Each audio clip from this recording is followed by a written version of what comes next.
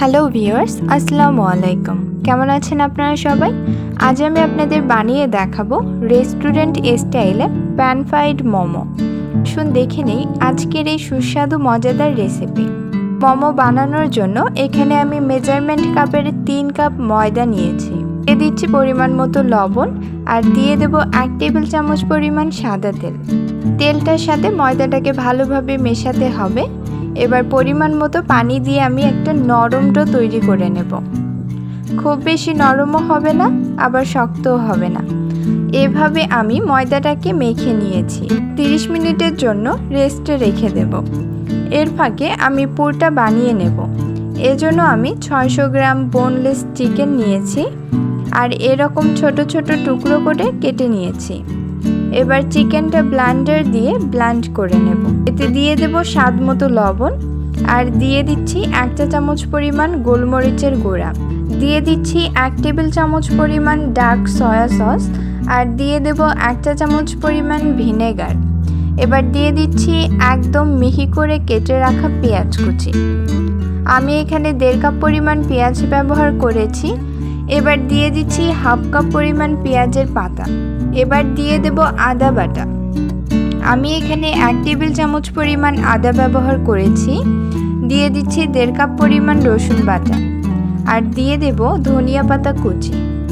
এই সমস্ত উপকরণ আমি একসাথে ভালোভাবে মাখিয়ে নেব।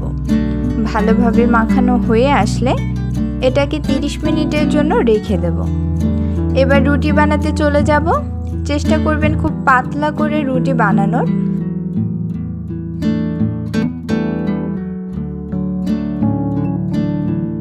আমার রুটি বানানো হয়ে এসেছে। দেখে নিশ্চয়ই বুঝতে পারছেন এটা কতটা পাতলা হয়েছে।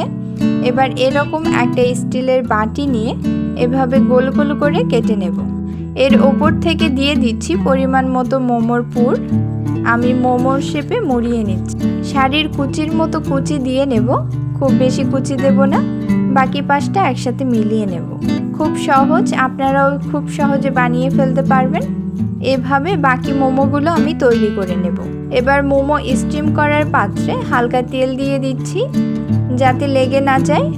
এবার একটি একটি করে মোমো ফাঁকা ফাঁকা করে সাজিয়ে দেব।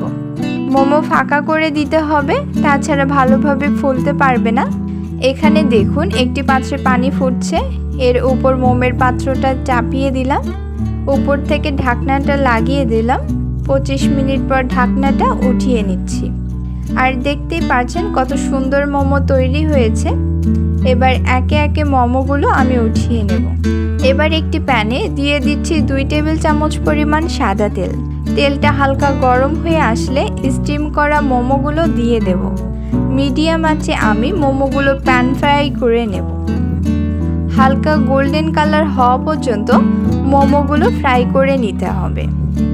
প্যানে আবারও 3 টেবিল চামচ পরিমাণ সাদা তেল দিয়ে দিচ্ছি আর দিচ্ছি কুচিয়ে রাখা পেঁয়াজ।